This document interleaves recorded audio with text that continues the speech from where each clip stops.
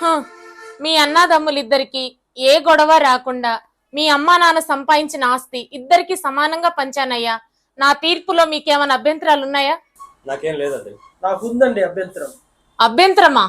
ఆస్తులు సమానంగా పంచారు సరే, మా అమ్మ మాట ఏంటి? మీ అమ్మ మాట అదేంటి? అదేనండి, మా అమ్మ మా అన్న దగ్గర ఉంది కదండి. ఉంటే ఉంటే కాదు, మా అమ్మను మా దగ్గర పంపండి. రే, ఏం మాట్లాడుతున్నావు? అమ్మ నా దగ్గర ఉండాలి. నా దగ్గర ఉండాలి. నా దగ్గర ఉండాలి. నా దగ్గర ఉండాలి. నేను చూసుకుంటా. నా దగ్గర ఉండాలి. రే, కావాలంటే నాన్నని తీసుకెళ్ళు. అమ్మ మాత్రం నా దగ్గర ఉంటుంది. లేదంటే మా ఆవిడ ఒప్పుకోదు. మా ఆవిడ కూడా ఒప్పుకోదు. అందుకే ఇంత పట్టుబడుతున్నా. ఆహాహా, మీ అన్నదమ్ములిద్దరికి మీ అమ్మంటే ఎంత ప్రేమయ్యా. మీకే కాదు, మీ భార్యలకు కూడా మీ అమ్మంటే అంత ప్రేమ. ఎంత అదృష్టవంతురాలో మీ అమ్మ. అదృష్టం కాదండి, నేనైతే వాళ్ళ ఇంట్లో పని మనిషిలా పడి ఉంటానని. పైగా జీతం భత్యం ఇచ్చే అవసరం లేదుగా.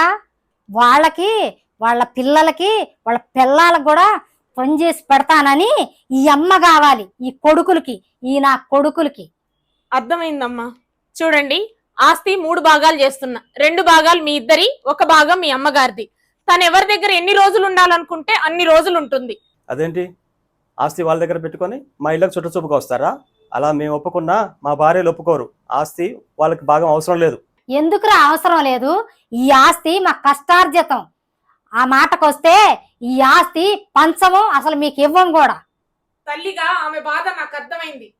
వాళ్ళ మంచి చెడులన్నీ తీరాక మిగిలిన ఆస్తే మీరు పంచుకోవాలి. ఇదే నా తీర్పు. అర్థమైందా?